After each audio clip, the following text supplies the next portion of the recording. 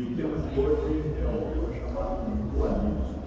O dualismo é uma linha filosófica de pensamento e nós vamos tratar desse tema. Então, para iniciarmos, vamos lembrar do texto bíblico que me parece que é próprio para dar sequência a isso. É em João, lá no capítulo 1, os versículos de 1 a 3, que diz lá: no princípio era o Verbo, e o Verbo estava com Deus, e o Verbo era Deus. Eles estavam no princípio com Deus.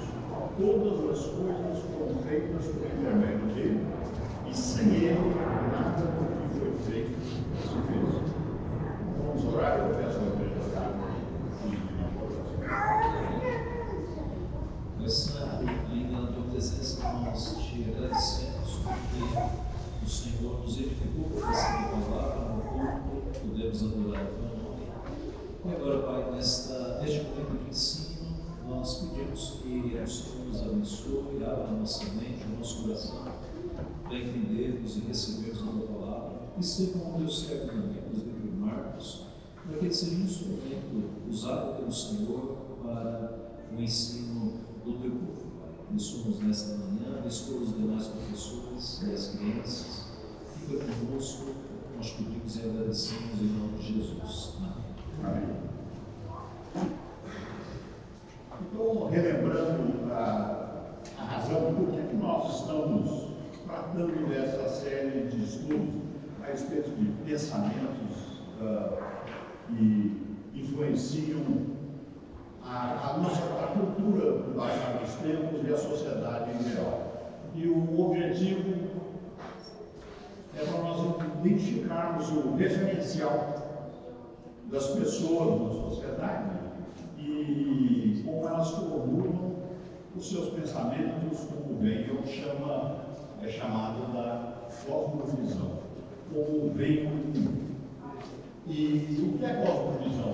Uma definição muito interessante que eu vi nos estudos, é um conjunto de suposições e crenças que a pessoa adota para interpretar e formar opinião sobre propósito de vida, deveres, responsabilidade de família, grupo, onde ela vive, na sociedade maior que ela está, como vê e interpreta a realidade, inclusive a verdade, o que é verdade, e está muito ligada, aliás, intimamente ligada com a cultura onde a pessoa está vivendo. E aí nós vamos de cultura, um tema extremamente, vou chamar até conflituoso, um grande debate do que seria cultura, mas novamente adotando uma informação interessante que está num artigo lá no site do Seminário Jornal da Conceição, escrito por esse estudioso Reckman. Ele diz lá: a cultura constitui as instituições, tecnologia, arte, costumes e pautas sociais que se desenvolvem na sociedade. A cultura é um contexto dentro do qual toda a pessoa vive. Nós vivemos numa cultura, cada um de nós. Imagino que somente não vive em cultura um ermitão que foi abandonado pelos seus pais em alguma caverna, e ele realmente não vai viver em cultura, mas ele sequer é possível saber se isso é possível, digamos, é viável. E aí, na sequência, não sei se é possível verificar esse gráfico, também no livro A Visão Transformadora, que é um livro muito interessante, publicado pela Casa Editora e está disponível, eles apresentam este gráfico, essa representação de relação de cosmovisão com cultura. Então, a cosmovisão central é a nossa, é o que como nós vemos no mundo, e aí esses elementos são interações, e eles são, aqui poderia representar melhor se tivesse uma setinha bionívoca, apontando para as duas direções. A nossa cosmovisão é influenciada pelas instituições, famílias, instituições religiosas, políticas, interesse socioambiental, educação. Ou estão nos influenciando. Para cada indivíduo também influencia a cultura em que ele está. E aí nós vamos ver, por exemplo,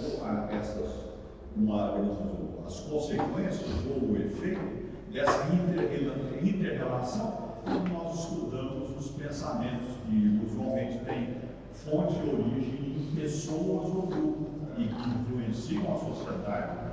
Nós devemos ser influenciados pela sociedade em que está. Então, essa questão da relação nossa com a cultura e a nossa visão de mundo é um aspecto que é uma realidade. Aí, a pergunta que tem é essa: por que nós estamos estudando, então, essa proposta de cultura ou pensamento numa escola dominical? É exatamente para poder atender a instrução de Jesus Cristo. Nós estamos estudando aqui como devemos interagir na sociedade ou interagir sobre a sociedade, respondendo à instrução de Jesus Cristo. E, portanto, fazer discípulos em todas as nações, batizando-os em nome do Pai, do Filho e do Espírito Santo, e ensinando-nos a guardar todas as coisas que nos tem ordenado. E é interessante aqui que a conclusão de Jesus Cristo, ele diz: estou convosco todos os dias até a consumação do século. Aliás, o século que ele está dizendo aqui não é os 100 anos ali que ele estava dizendo, o século que ele está dizendo é a cultura. Então, esse é o elemento que Jesus nos instrui para que nós atuemos no século. E mais ainda, lá Pedro, mais adiante, ele nos dá uma outra recomendação que nós já conhecemos e que está lá no capítulo 3, os versículos, a metade final do versículo 15 e o início do 16, que diz lá: nós não vos amedronteis, diz lá o texto inicial, tanto com as ameaças da sociedade, da justiça, ou do século, nem fiqueis alarmados, antes santificai a Cristo como Senhor em vosso coração, e estando sempre preparados para responder a todo aquele que nos pedir a razão da esperança que há em vós, fazendo, todavia, com mansidão, temor e boa consciência. E aí ele dá uma sequência, digamos, relevante também para esse texto.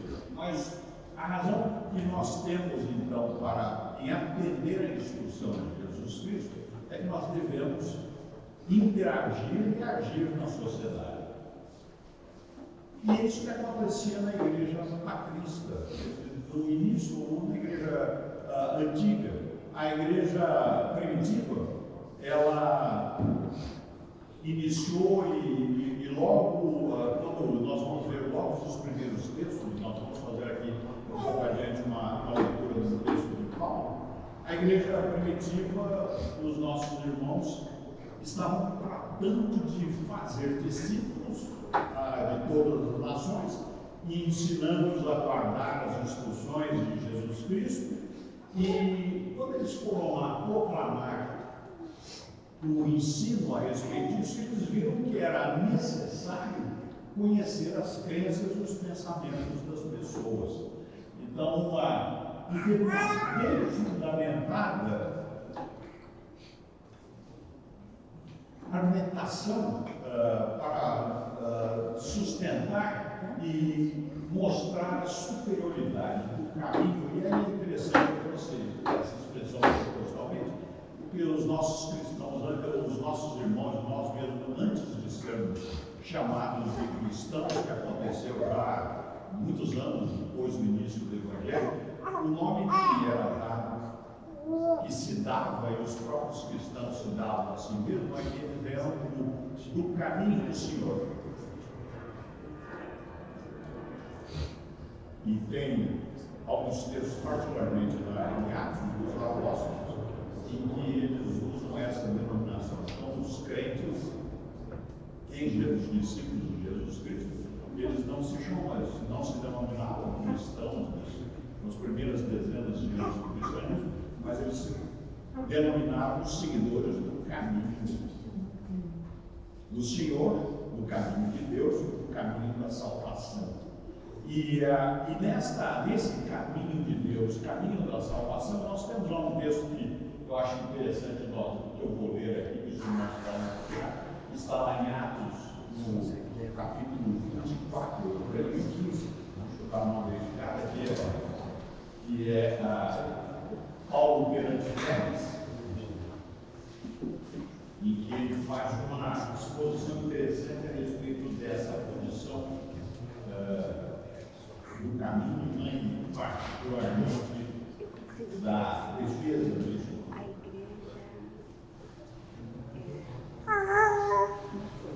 Sim, ela mesma. Então, os irmãos podem achar, eu vou ler aqui.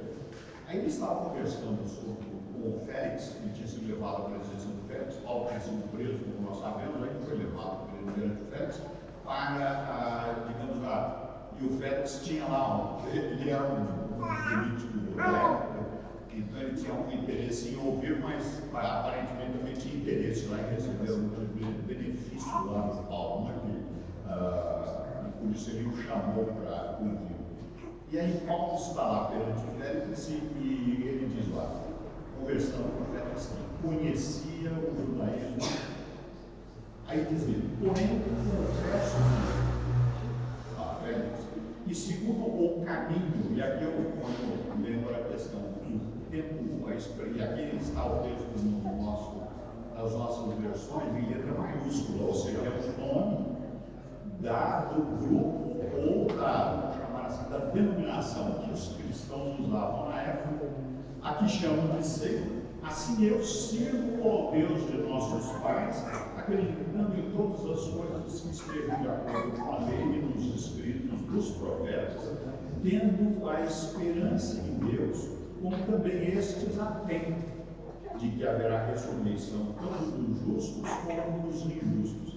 E Paulo aqui usou essa argumentação de origem judaica para demonstrar para os judeus que conhecia e até poderia alegar que seguia a parte da instrução judaica a respeito do fundamento da posição em que os que seguiam o caminho estavam defendendo, que eles não eram uma proposta inovadora, diferente ou contraditória com os fundamentos que o próprio Félix conhecia.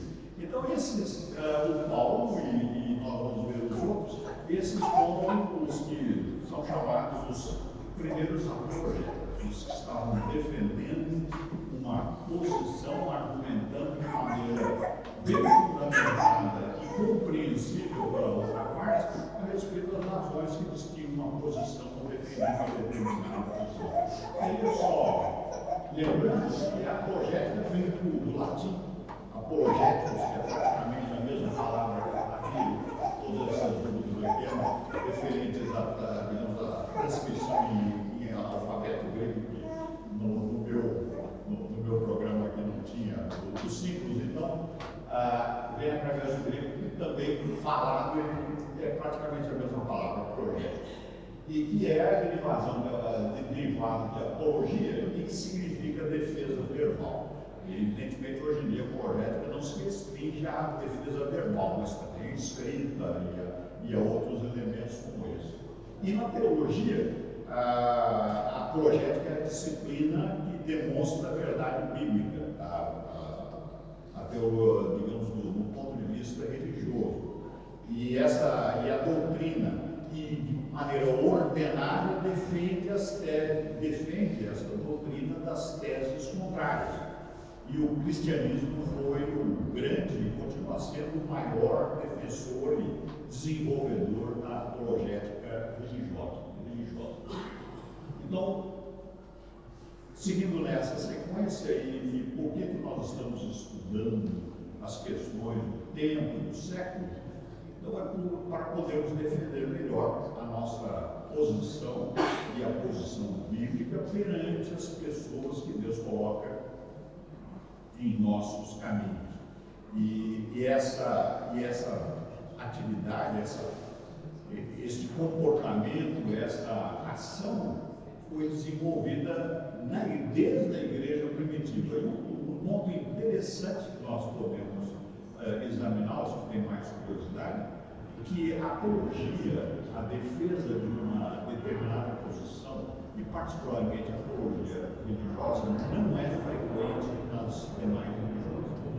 Poucas religiões fazem apologia, ou seja, tentam convencer, não impor, a uma compreensão dos seus pontos de vista. E o cristianismo e particularmente a reforma, são os grandes desenvolvedores da apologética, ou seja, é um processo de fazer compreender racionalmente a parte que ouve, a outra parte, as razões da nossa esperança. Então, como iniciou essa questão, eu vou citar dois exemplos de apologética, e o primeiro que eu estou citando é o Justino Mártir, porque ele foi martirizado, ele morreu, em sofrimento. E ele viveu lá do ano 100 ao 165, ou seja, ele estava entrando já no segundo século do cristianismo, e ele produziu uma obra apologética muito interessante, particular, porque ele foi o primeiro que ordenadamente respondeu às críticas e questionamentos dos judeus, dizendo que o cristianismo ou o caminho era um tipo de heresia e de invencionismo. E ele demonstrou de maneira bastante bem fundamentada que não, que o cristianismo era sequência do plano de revelação de Deus. O segundo que eu trago aqui à tona, para a consideração dos irmãos, é o Irineu, ou Irineu de Lyon. Este já foi um pouco depois de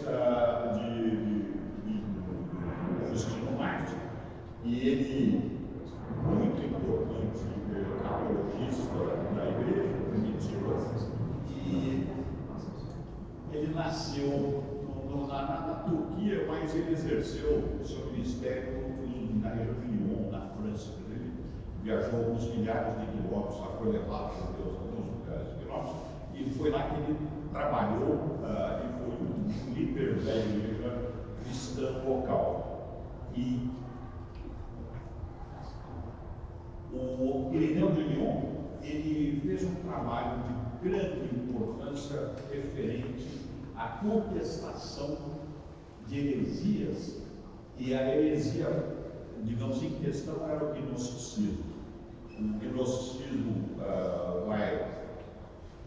e foi essa obra que é chamada Contra as Heresias, que é diversos hereses, no ano 180, e, digamos, a obra dele mais famosa. E ele defendia a igreja e contra essa heresia, porque ela trouxe umas ideias, e eu creio que nós já podemos ver as questões sendo apresentadas ali, particularmente por João, nas cartas de João já começam a vir indicações a respeito desse problema do gnosticismo que estava sendo introduzido na igreja cristã no fim do século, no primeiro século, e foi uma grande ameaça ao cristianismo, porque ele levava as pessoas a uma compreensão equivocada, usando os textos bíblicos como referência, faz uma interpretação deturpada, mas ao mesmo tempo intuir e levar as pessoas a isso. Então, no gnosticismo, de uma maneira bem resumida, isso porque esse tema vai ser tratado na próxima aula. Então eu só vou apresentar isso por uma razão que eu comento um pouco aqui. Então, ele defende que o espírito é bom e a matéria é má. Isso é tipicamente o comentário dualista. E só o reino espiritual tem valor, e veja que coisa, qualquer coisa feita no corpo é inconsequente para a vida eterna, e isso significa que qualquer pecado cometido é desprezível. Então, porque porque o que vale é o que é feito espiritualmente. O corpo é mau, então é desprezado. Aí uma heresia monstruosa que defendia que o Filho de Deus nunca se fez carne. Porque é impossível para o sumo bem ter uma natureza má, a natureza humana. E Jesus só parecia ser homem. E vai ser o tema da próxima aula, mas os fundamentos todos aqui digamos, todos não principais do gnosticismo, são de base dualista, de dualismo. Por isso que eu trago aqui esse tema. Então, a respeito, havendo perguntas, por favor, podem ir levantando a mão aí, que eu vou seguindo aí na maior velocidade que eu possa. Então, é uma concepção filosófica bastante antiga. E ela propõe que o mundo é formado aí por duas realidades últimas, irredutíveis, e, por exemplo, matéria e espírito, luz e treva, bem e mal. O dualismo está em oposição filosófica ao monismo, que foi tratado na aula anterior referente ao paganismo, onde a premissa do monismo é que existe só uma força, digamos, relevante, uma realidade única e uma força do universo. E na antiguidade, estou comentando centenas, milhares de anos antes mesmo de Cristo, então nós vemos o dualismo já sendo apresentado na Pérsia, isso 600 anos antes de Cristo, mais ou menos, quando o principal divulgador do zoroastrismo ele surgiu. E é uma posição filosófica religiosa, inclusive, uma cosmologia, uma visão do universo, da criação, como sendo uma batalha cósmica entre o bem e o mal. Eu não vou entrar em nenhum dos detalhes disso, mas só para apresentar e fazer os irmãos darem conta que essa questão dualista é uma questão que já vem atuando na mente do ser humano há milênios. Na China também, não é somente no Ocidente que esse ponto de vista, essa percepção de dualista existe. A China, isso, digamos, os primeiros defensores disso, do taoísmo na China foi 500 anos antes de Cristo, mais ou menos lá, compatível ou contemporâneo com o zoroastrismo. E eles defendem, os que conhecem isso, eu não sou particular conhecedor, existem essas duas forças, Yin e Yang, que são as duas forças opostas e complementares, e que Yin é o princípio da noite, a lua, representada pela lua, e é o princípio da passividade e da absorção. E o Yang é o princípio representado pelo sol, o dia, e luz, e é o princípio da atividade. Aí, um outro sistema também que era bastante importante, que veio um pouco mais tarde, já no período cristão, ou depois de Cristo, e que foi identificado na Pérsia, no terceiro século aproximadamente. E o maniqueísmo é também uma posição, uma filosofia e religião, onde existe uma batalha permanente entre a luz e o bem, que é Deus, e as trevas e o mal, que é o diabo. E essa é uma filosofia religiosa sintética que ajudou a presunção da parte dos seus organizadores primeiros de ser uma religião universal, a religião para todos os povos, nações e crenças. Né? Então ele trouxe uma união de pensamentos e princípios do cristianismo, do judaísmo, do gnosticismo, do zoroastrismo, do budismo e mais outras concepções. Então esse é o maniqueísmo, bastante usualmente conhecido por todos nós como sendo aqueles, digamos, certas posições extremadas, né, de certo, errado, bem, mal, algumas vezes é chamado atualmente de maniqueísmo, mas a origem da expressão é isso. Um outro ponto interessante que eu menciono aqui é que no judaísmo não há registro de presença de dualismo. Não é surpreendente, até mesmo porque o judaísmo tem revelação, a palavra de Deus no Antigo Testamento. Agora, no judaísmo, a partir lá do século XII ou XIII, surgiu um movimento chamado de Cabala.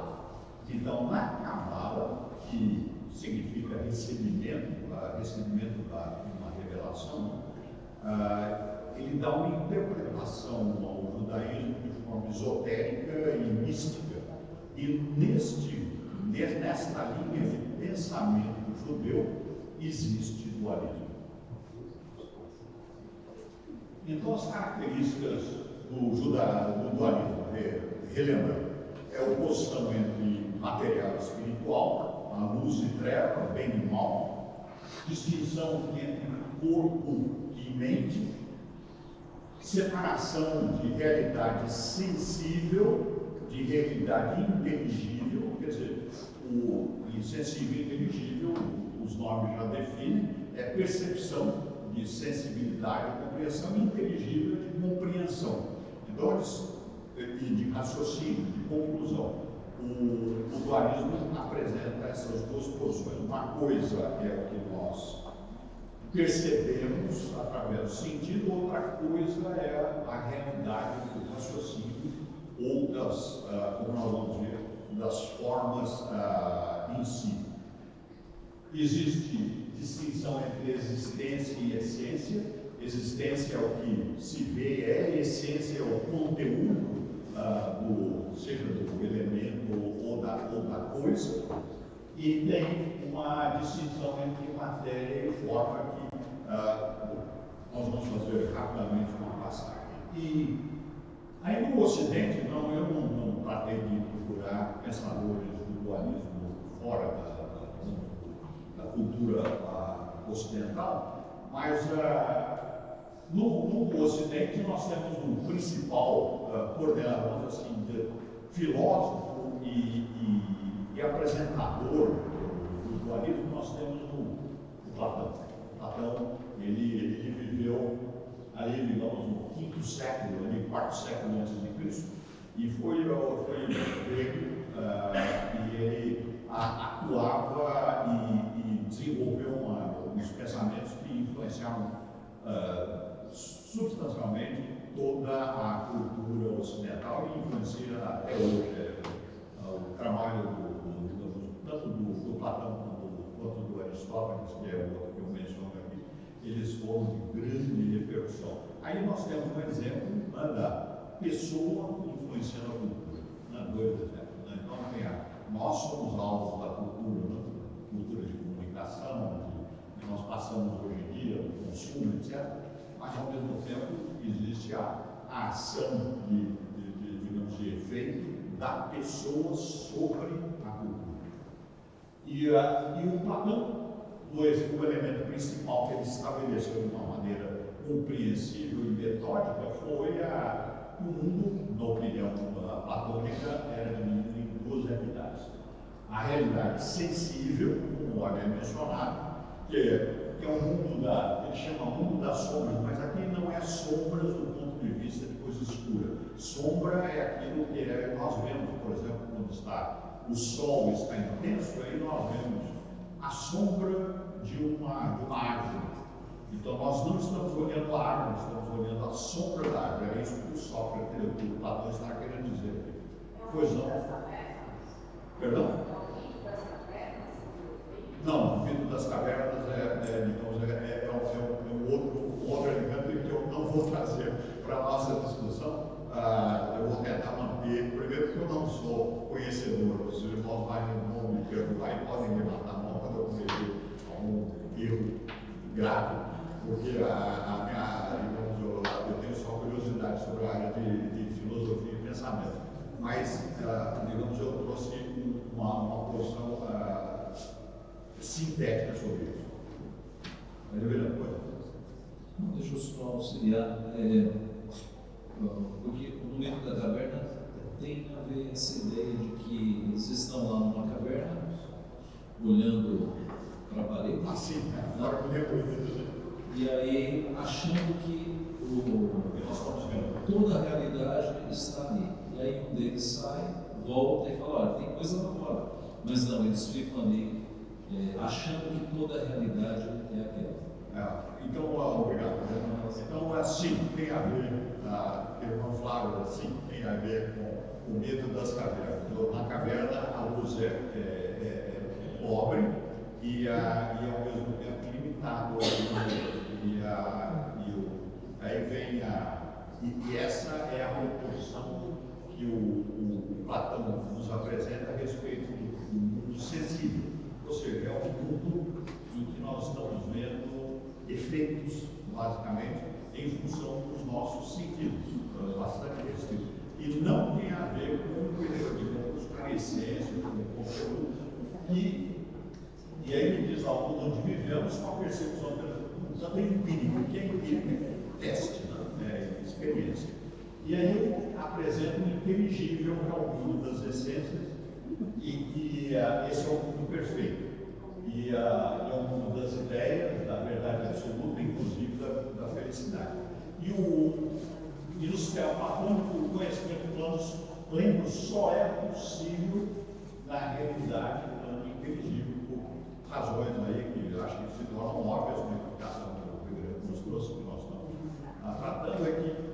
O mundo das nossas percepções, ele é parcial, limitado e dependente daquilo que nós podemos extrair de informações limitadas. O Platão também desenvolveu algumas outras ideias que aqui, irmãos, é de uma síntese, digamos, realmente terrível do ponto de vista de honra ao desenvolvimento do trabalho que o Platão desenvolveu. É bem limitado. A minha intenção não era apresentar um curso de filosofia, eu creio que nenhum de nós aqui, mas sim mostrar os elementos principais desse pensamento e a sua influência na cultura, inclusive, de hoje. E o Platão está nos influenciando até hoje na nossa cultura.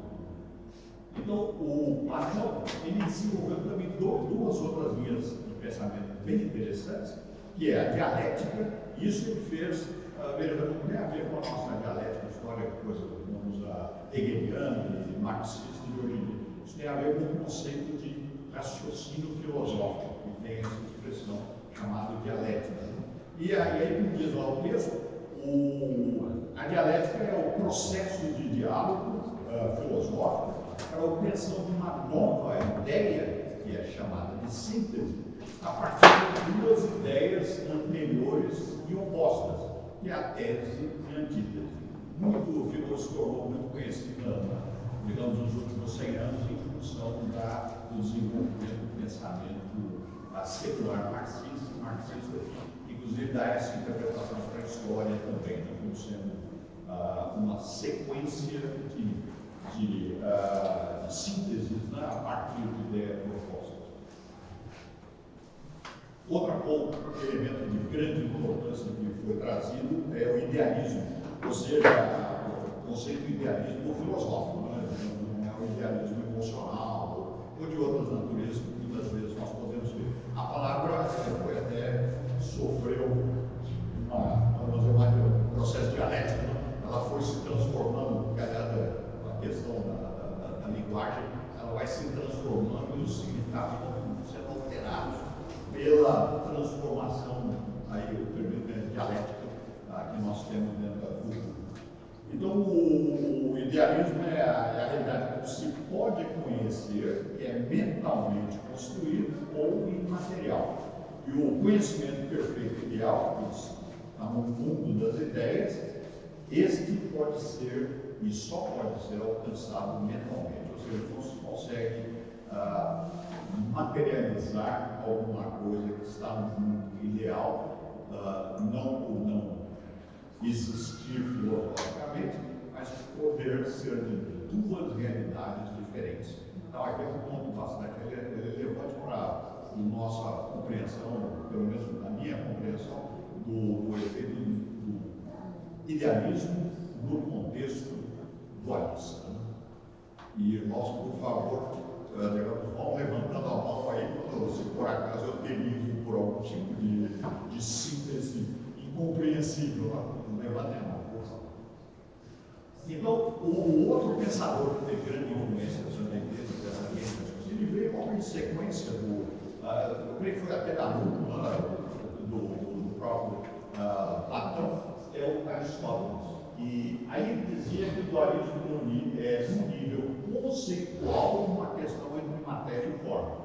E o intelecto não pode, aí um ponto interessante que ele apresentou e que tem a ver com. E tem muitas consequências religiosas e teológicas nisso que nós estamos falando. Os irmãos provavelmente vão poder fazer as ligações pessoalmente mais adiante. Mas a questão é que está, digamos, entre no nível conceitual, existe dualismo entre matéria e forma. E aí diz lá que o intelecto não pode ser material, porque fosse limitaria o pensamento e o intelecto, e até mesmo porque o mundo material ele impõe barreiras de limitação. E aí ele diz lá barreiras espaciais e temporais. Claro, o tempo agora não é o que foi e nem é o que vai ser. E o espaço aqui, por exemplo, estamos aqui e não lá, em outro lugar. Então existem essas questões no mundo material que impedem a tramitação do mundo intelectual de maneira livre, livre, digamos, em termos. Então nós podemos pensar a respeito de coisas que estão em outro tempo e em outro lugar, mas não podemos estar em outro lugar e em outro tempo, a não ser onde estamos. Então, a coincidência entre matéria e forma, diz lá, propôs lá o Aristóteles, é chamado de essência, ou substância, ou essência, e aquilo que permanece, mesmo quando a aparência muda. Ele dá um exemplo interessante, quando eu estava lendo. Por exemplo, a aparência pode mudar. Então, o exemplo é de alguns cachorros. O cachorro. Então, nós podemos ter, mesmo sendo de raças diferentes e muito distintos um do outro, a essência daqueles dois animais, um pequinês e um dog alemão, por exemplo, os dois são cães, mas eles têm aparência muito distinta. Então, isso é a possibilidade, digamos, da essência que o Aristóteles mostrava. E aí, seguindo por aquilo que permanece. E aí, o Platão e o Aristóteles, eles, nessa linha de raciocínio, eles entraram no campo chamado metafísica, e que já havia até muitos pensamentos antes, mas os dois trouxeram uma orientação, estabeleceram certas premissas e instruíram de maneira bem razoável na compreensão dos alunos e posteriores do que é metafísica. E a metafísica é esse elemento, que ela examina a natureza fundamental da realidade e que inclui a relação entre mente e matéria. A metafísica estuda a relação entre mente e matéria. Existem campos na filosofia que estudam a matéria, que estudam a mente, e a metafísica é o estudo da relação entre eles, né, do que é visível, tangível, palpável daquilo que está na linha de pensamento. E a metafísica trata do que eu creio bem sintetizado, as questões últimas da filosofia. A metafísica vem da expressão, e hoje em dia ficou até meio famoso aí essa questão de meta, digamos, o nome grego, meta, lá, da mudança lá, de programas digitais. É que meta significa depois, além de, ou seja, a coisa que vem no futuro, mas é além de. E physis é física, natureza. Então, metafísica é aquilo que vem além do físico, da natureza. E a metafísica estuda alguns elementos, essas questões últimas da filosofia, e que é a diferença entre essência entre matéria e mente. Quer dizer, o que tem de diferença essencial entre o pensamento e esse livro. Pensamento e coisa. Então, eles vão tratar disso do ponto de vista de exploração, porque existem uma série de conceitos, e isso tudo tem enorme reflexo, não vamos ver, nós vamos mencionar mais adiante, por exemplo, a respeito do raciocínio. Existe um raciocínio que eu creio que se materializou mais com Kant, que vem daqui a alguns séculos, e onde ele estabeleceu, eu acho que era no origem luterano, onde ele estabeleceu um pensamento da realidade crítica, onde somente aquilo que fosse possível raciocinar e ordenar deveria ser aceito. E com isso, praticamente rejeita toda a revelação do mundo. Então é um ponto interessante, veja, tentando correlacionar as questões entre pensamento e a consequência para nós, na nossa convicção, na nossa vida como seguidores do caminho, e que impacta como nós vamos conversar e tratar com outras pessoas que estão influenciadas por essa linha de raciocínio e dependem da nossa capacidade de tradução para eles poderem compreender uma coisa e outra. Então, aí na metafísica, há sentido para a existência do mundo? O mundo que existe faz sentido ou tem sentido? Aí o mundo é só esse, né? Questões que a metafísica trata. Outros mundos seriam possíveis, né? Então nós temos hoje aspectos de física que se propõe que existem vários mundos paralelos, etc. Então esse é um aspecto em que entra o pensamento, inclusive metafísico, e nosso pensamento cristão. Existem muitos mundos, é possível que Cristo só tenha justificado as criaturas desse mundo e não dos outros, e aí seguem todas essas questões. Existe algum Deus, por exemplo, a metafísica trata disso, se existe é possível conhecer, existe algo como espírito, os seres humanos são dotados de almas imortais, eles têm livre-arbítrio, está tudo permanente em mudança, existe alguma coisa estável, lembrando, para nós, Deus revela, eu não mudo. Então, a colocação é que Deus não fala, ele não sofre mudança, ele é permanente, ele é. Aí lembram lá da experiência de Moisés, né? Ele recebeu a revelação do eu sou, né? Ou seja, Deus é, ele não foi nem será, ele é.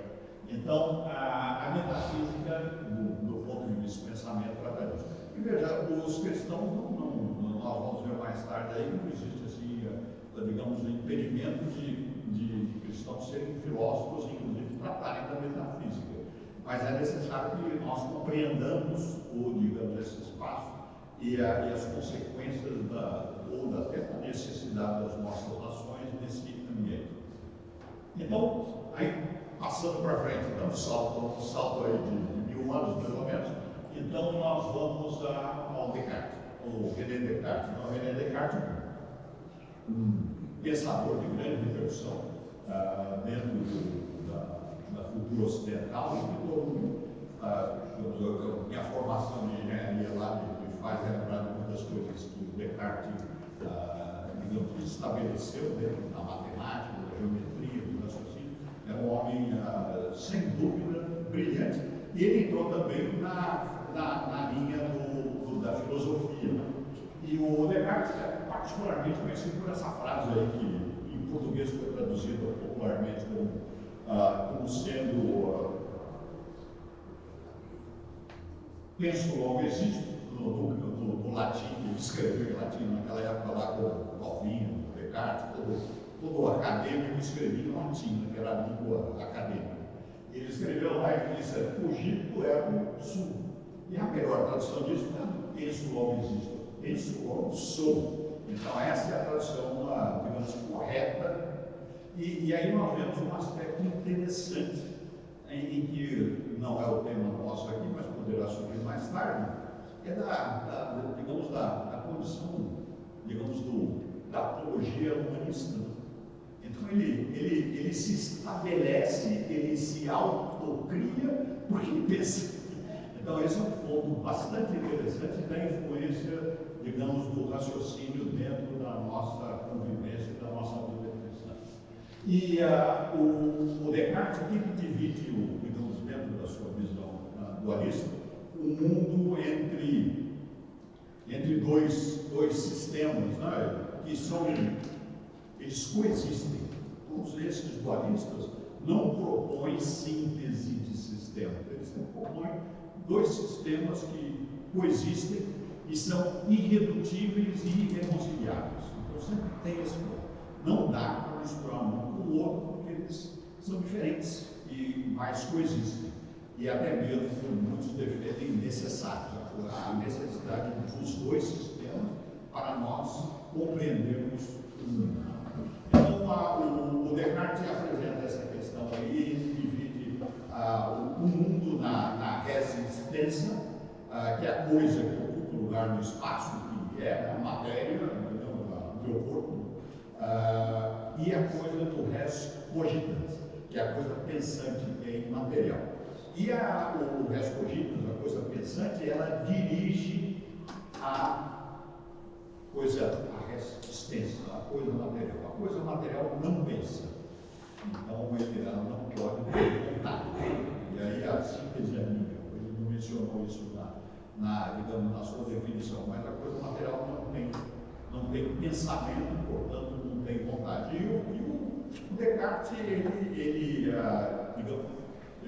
ele declarava ser cristão católico romano, né? Ele era romanista,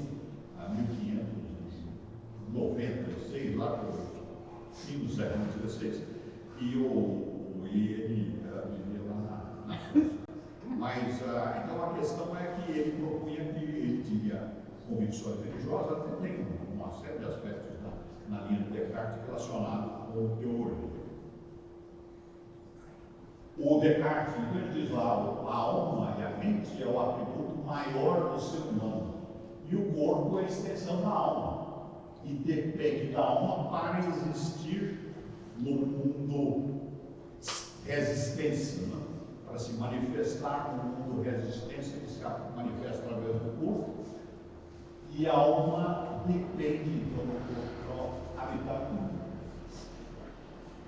Agora, o Descartes também deu uma outra sequência na linha de pensamento que vai ser estudado também por nós, que é o racionalismo, e ele diz lá que a razão é essa característica inata do ser humano, e as pessoas todas nascem com ideias racionais embutidas no intelecto. E aí ele já usa uma premissa que já nasce com ideias.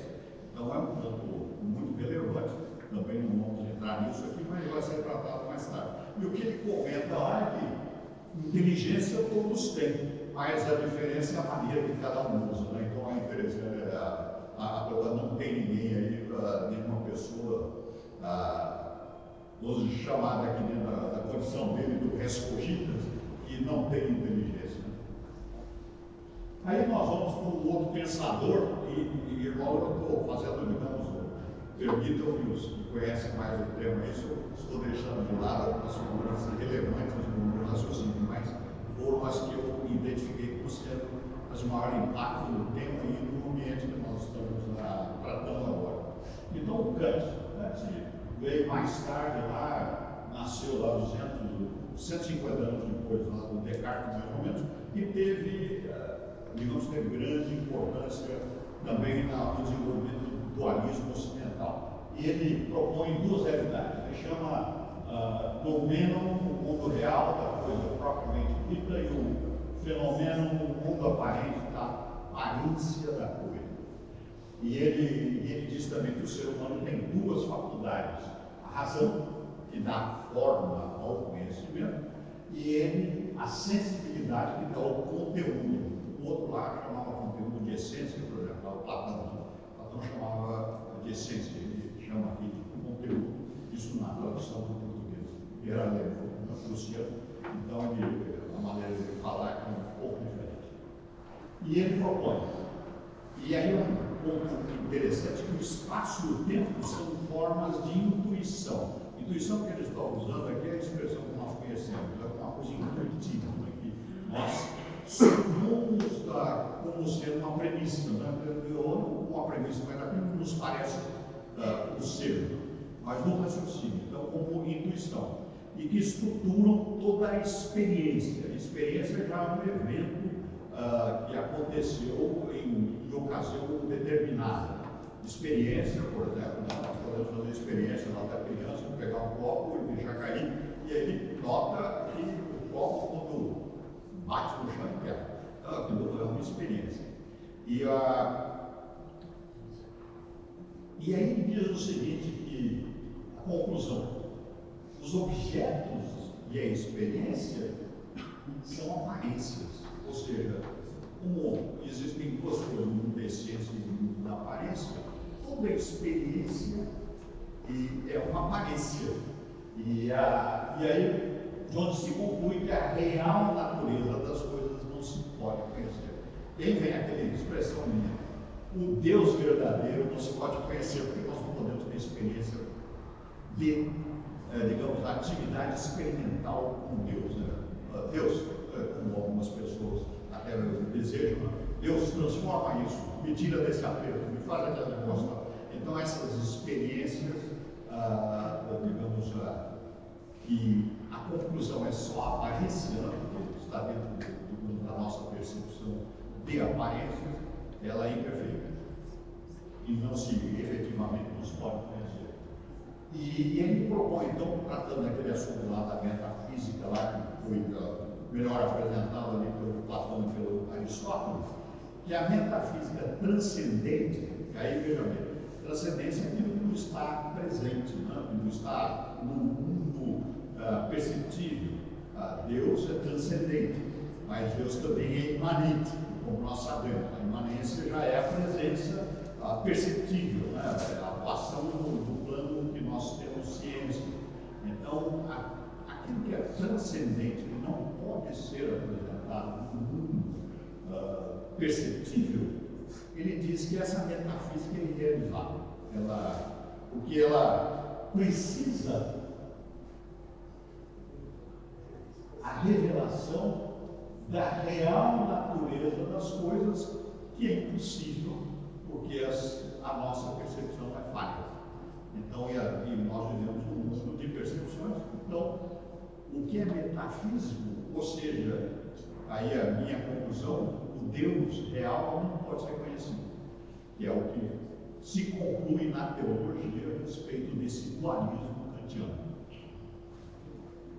E só a metafísica crítica é possível nos pode descrever conhecimento de coisa como nós percebemos, ou seja, uma metafísica, ou seja, um termo que aparenta ser, nós podemos fazer testes, né?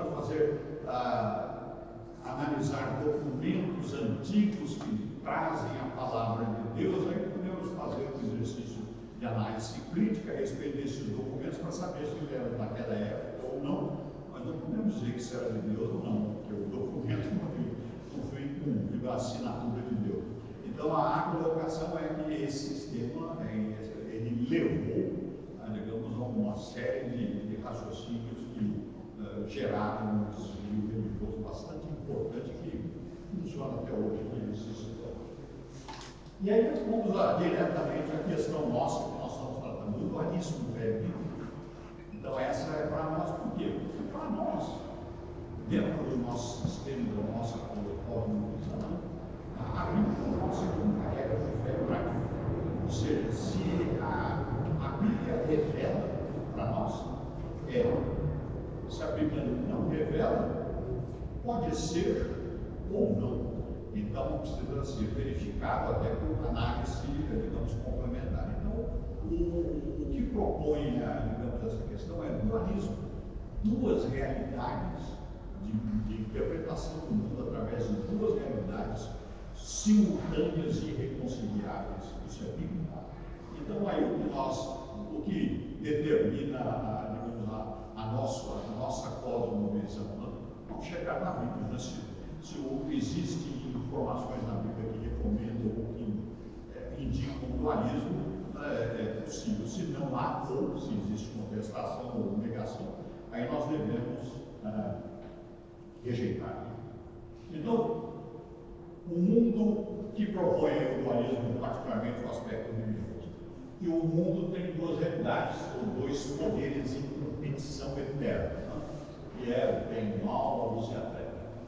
E tem essa versão, eu pus entre aspas, nessa versão cristã, porque não é, digamos, não está checada, né? Nós usando o sistema do Kant, ela não foi feita uma análise crítica que é a respeito do tema, então essa versão cristã diz que existe o conflito que está existindo lá entre Deus, que é o sumo bem, e Satanás, que é o sumo mal. Aliás, como nós sabemos, os irmãos que tiveram participação ou conheceram muitas denominações que podem inclusive ser irmãs pentecostais, existem frequentemente presença de modismo referente bem e mal. Satanás tem que ser amarrado, Satanás, quem fez isso foi Satanás que dominou sobre mim, etc. Então essas colocações são tipicamente dualistas, né? E o que ensina? A Bíblia ensina, primeiro, aí o texto de Gênesis primeiro, e os irmãos conhecem, e todos nós, né? E o que nós temos aqui, naquele primeiro versículo, todos nós, eu creio, conhecemos, é no princípio, criou Deus os céus e a terra. Ou seja, o princípio, ou quem gerou o princípio, dos dois. E Deus não gerou duas realidades. A realidade espiritual e a realidade material. Deus criou os céus e a terra. E tudo, como nós sabemos nos capítulos seguintes, tudo que existe na criação foi criado por Deus, e nós vemos isso como textos mais adiante e no Novo Testamento. O segundo ponto é que diz a Bíblia que Satanás está sob o poder da autoridade de Deus. Satanás não é um Deus, semideus. Ele é, como nós sabemos, uma criatura. Ele é uma criatura celestial e que se revelou a Deus. Mas ele é criatura.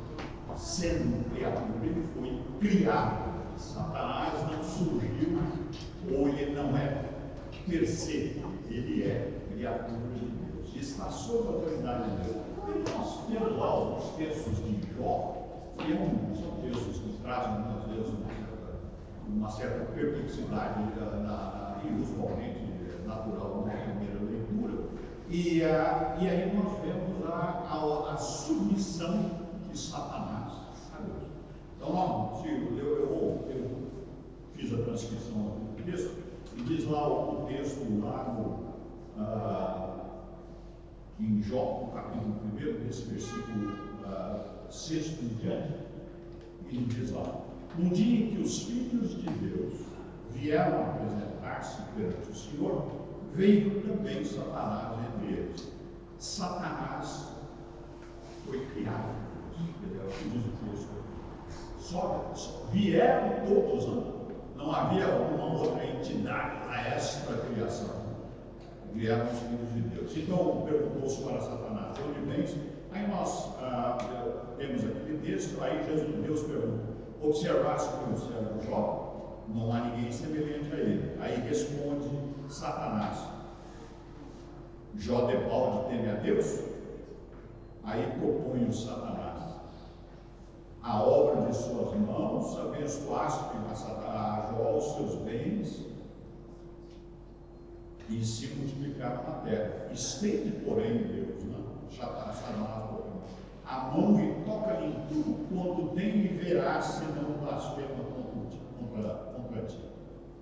Aí disse o Senhor a Satanás. Veja, a ação de Satanás sobre Jó está sob a autoridade divina. Deus é que instou Satanás, instruiu Satanás.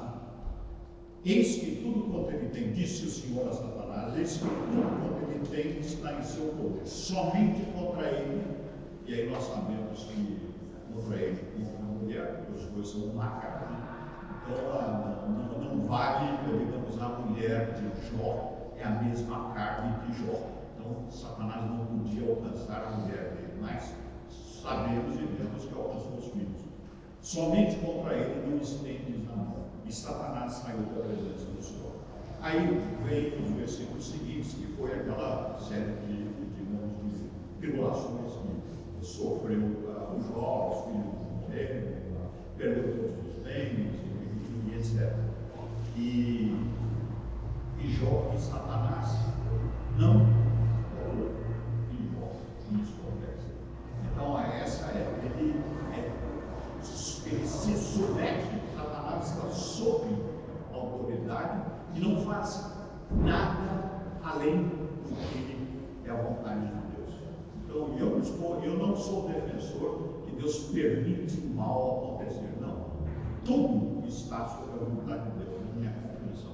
E o mal, sim, o mal é um algo para nós realmente, digamos, examinarmos essa questão. Mas não é que Deus permite o mal. Nada no universo está fora da autoridade da vontade de Deus. E essa questão sobre o mal é uma das discussões consequentes do dualismo, e que talvez nós possamos tratar em alguma aula, eu particularmente possa tratar em alguma aula a respeito do tema. E aí o tempo de atuação de Satanás na criação é um outro elemento que nós vemos no texto bíblico.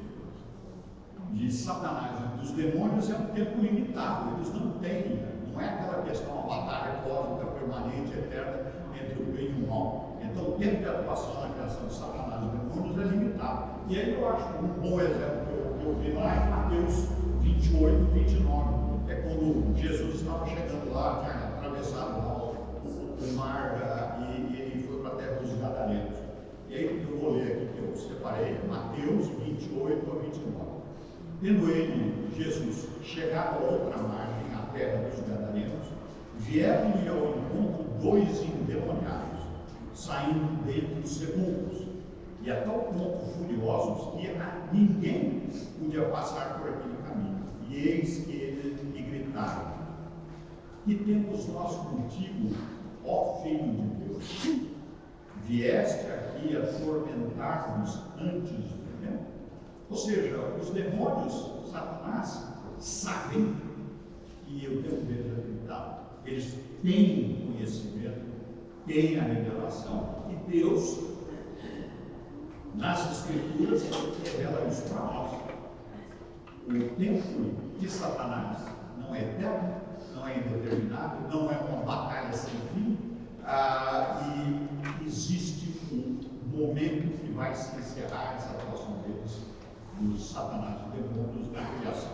E os demônios que dominavam aqueles 2 homens, aquelas pessoas, têm conhecimento disso. E aí nós sabemos também lá, que outro texto lá em Apocalipse 20, 10.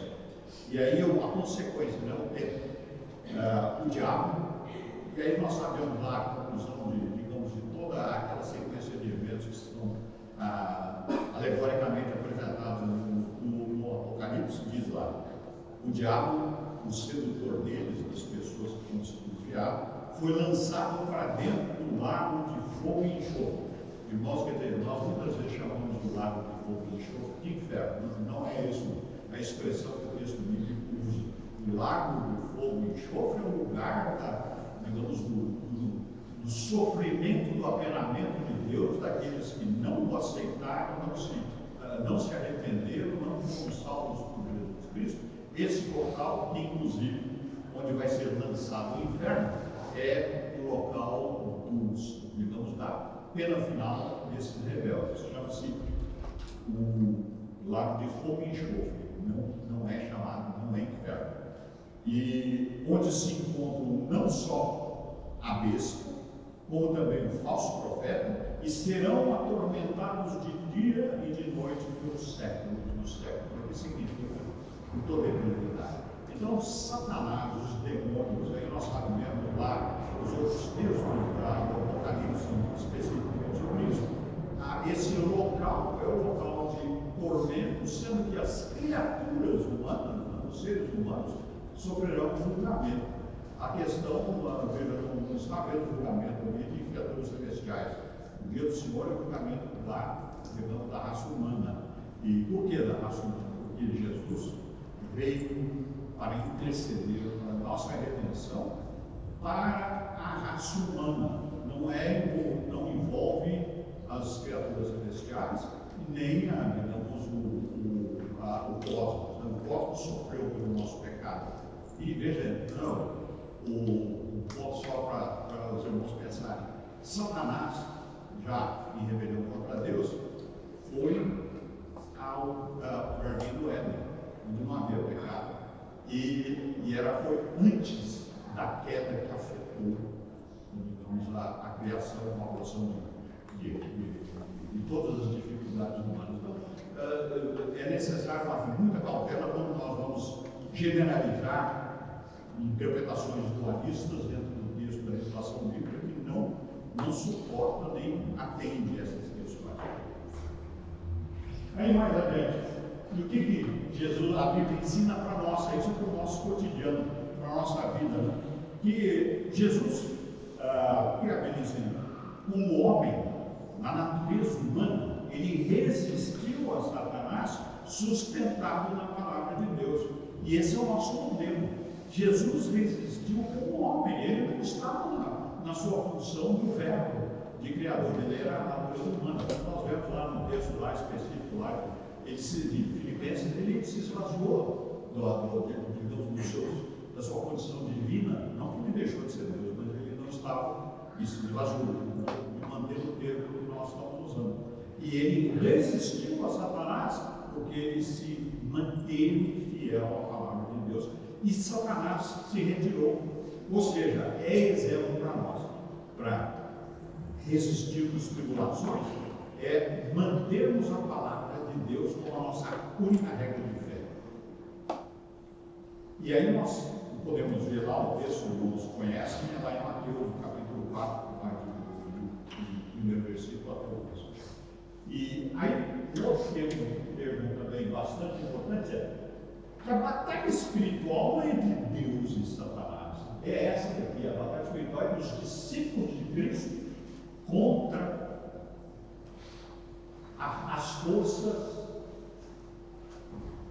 do mal. Então, veja, e aí nós temos vários textos que tratam disso, inclusive Paulo lá na instrução de bastante prática. Veja, essa questão de querer transformar a batalha, transferir para Deus a responsabilidade de resolver os nossos problemas que Deus nos coloca, e eles existem para a nossa instrução e crescimento espiritual, ele tenta fugir da vontade de Deus, isso é pecado, irmãos. Aliás, dizem, não é para nós fugirmos da tribulação, é para nós podermos resistirmos e aprendermos. Então, a colocação de passar para Deus a batalha espiritual não é bíblica. Então, o que diz o texto lá é que os filhos de Deus, com o poder dos recursos espirituais recebidos do Pai, resistem e enfrentam o mal. E aí nós temos vários textos lá, por exemplo, normalmente lá o Paulo, lá no capítulo 26 de Atos, lá nos versículos de 13 a 18, eu tenho aqui comentado a respeito de um aspecto. Aí dizia lá o Paulo do Rei: ao meio-dia, ó bem, indo eu ao caminho fora, vi uma luz do céu, mais resplandecente que o sol, e brilhou em redor de mim. E aí nós sabemos bem o diálogo de Jesus com Paulo. E aí e aí eu vou na instrução que Jesus deu para Paulo, por que ele tinha feito tudo, digamos, aquela ação sobre Paulo. Mas levanta-te e firma-te sobre os teus pés, isso é a instrução que vale para todos nós. Nós temos que, quando vamos agir no contexto que Deus nos coloca e que são, digamos, desafiantes, não é difícil. Então a expressão bastante realista é levanta-te. Ou seja, não fique aí caído, deitado, inerte, levanta e vai. Não? Mas levanta-te, firma-te sobre os teus pés, porque por isso te apareci, para te constituir ministro, testemunha, tanto das coisas em que me viste, como daquelas pelas quais te aparecerei ainda, livrando-te do povo e dos gentios, para as quais eu te envio, para lhes abrir os olhos e os converteres das trevas para a luz, e da potestade, se converter da potestade de Satanás para Deus, a fim de que recebam eles a remissão dos pecados e herança entre os que são santificados pela fé em mim. Ou seja, o que Deus está dizendo, Deus prepara o caminho da revelação, envia ministros e enviou a Paulo, como envia para nós diversas vezes. E aí, em Efésios, na sequência, o Paulo falando a mesma coisa para nós, como nós devemos nos preparar para poder exercer o ministério que Deus estabelece para todos nós. Está lá em Efésios, no capítulo 6, do 10 e 18, que eu tenho aqui para nós ler. Efésios 10, 6, de 10 e 18.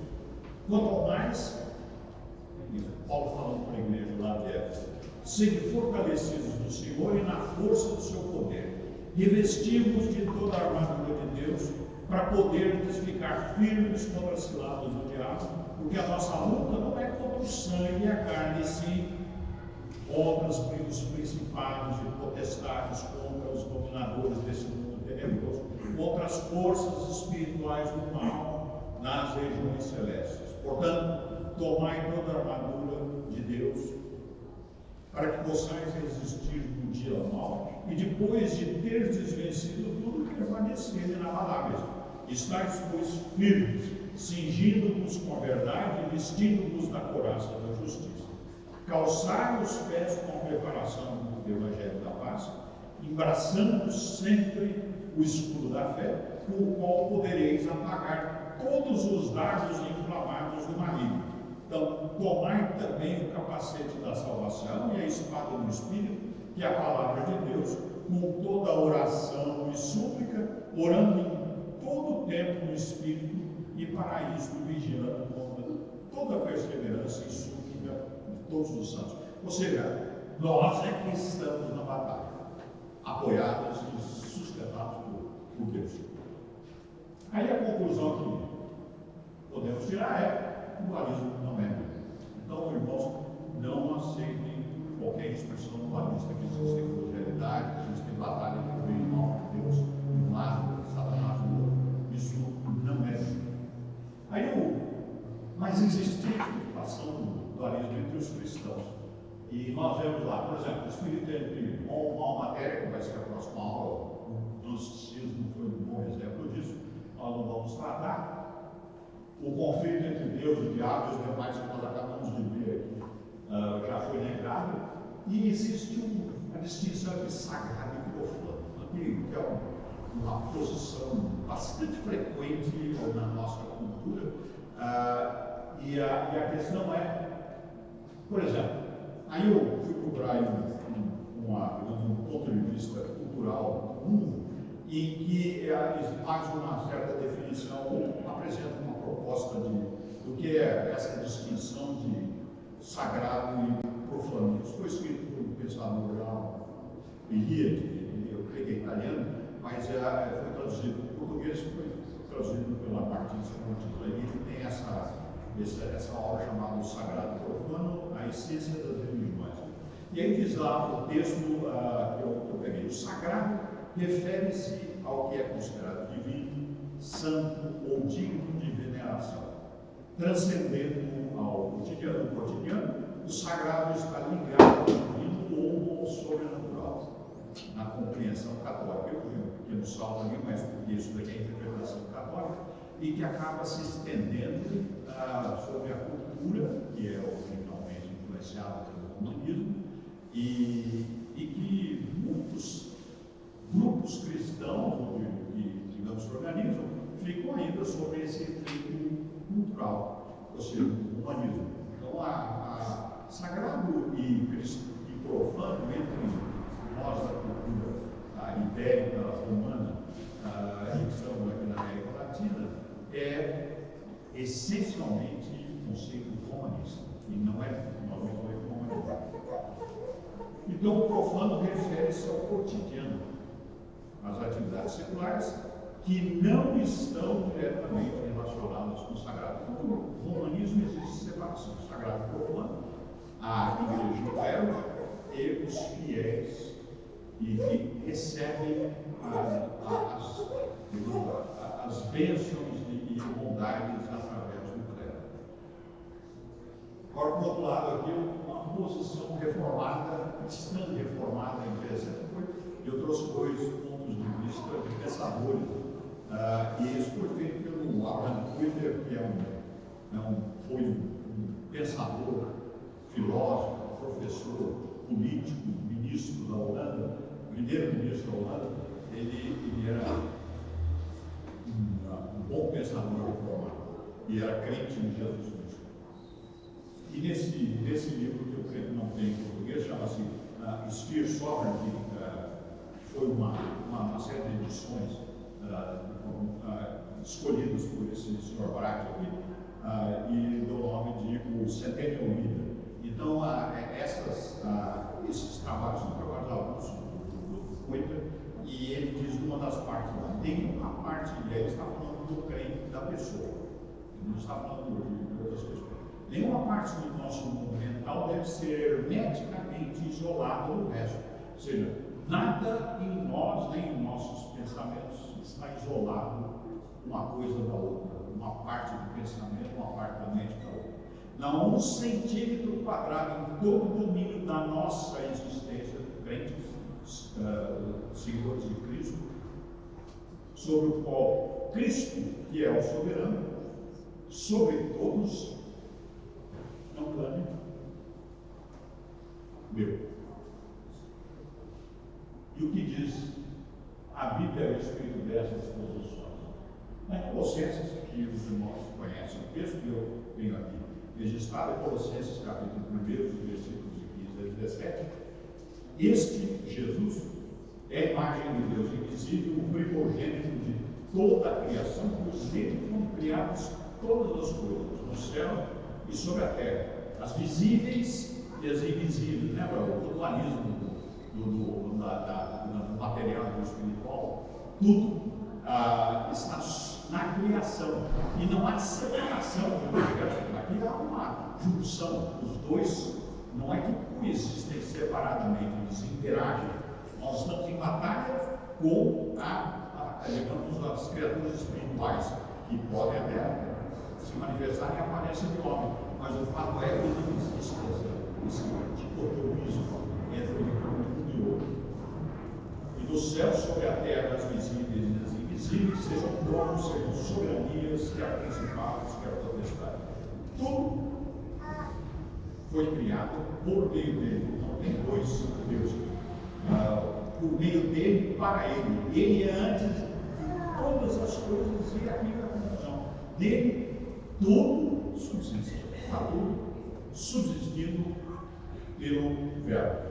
E aí, em 1 Coríntios, nós temos a questão conclusiva aqui, que eu creio que nos auxilia no nosso raciocínio, que é em 1 Coríntios, o versículo do capítulo 10, o 26, e depois o 31. Porque o Senhor é a terra e a sua plenitude. Portanto, quer comais, quer bebais, ou façais qualquer coisa, fazei tudo para a glória de Deus. Ou seja, tudo é de Deus. Não há distinção entre o sagrado e o profano. É isso aí. Perdoe os equívocos na interpretação das filosofias.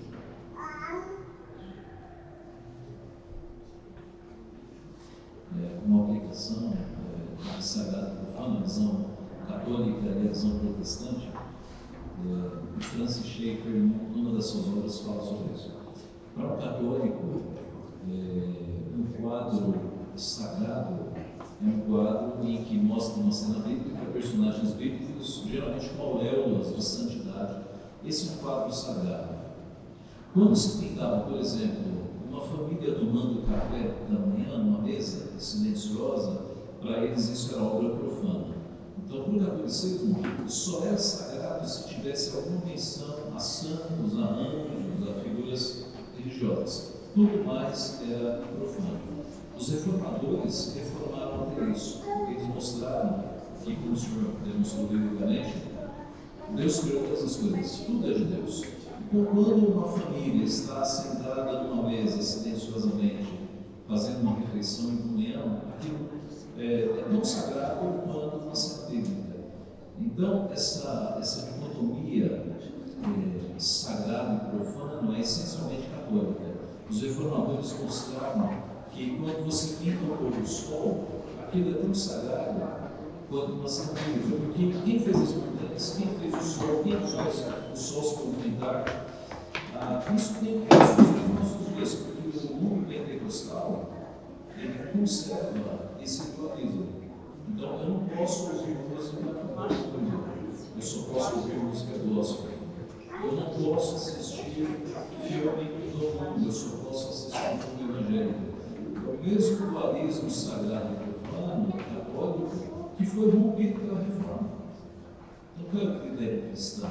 Eu posso ouvir música secular, desde que ela não me faça pecar, desde que ela não atente contra as coisas de Deus, desde que lá do senso ela glorifique a Deus. Por exemplo, eu posso pegar uma música que não haja quebra dos mandamentos de Deus, exaltando a relação homem e mulher. Quem fez o homem?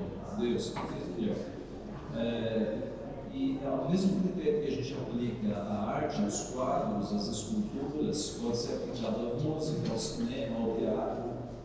A distinção não é mais sagrada e profana, mas é aquilo que glorifica a Deus ou não glorifica a Deus.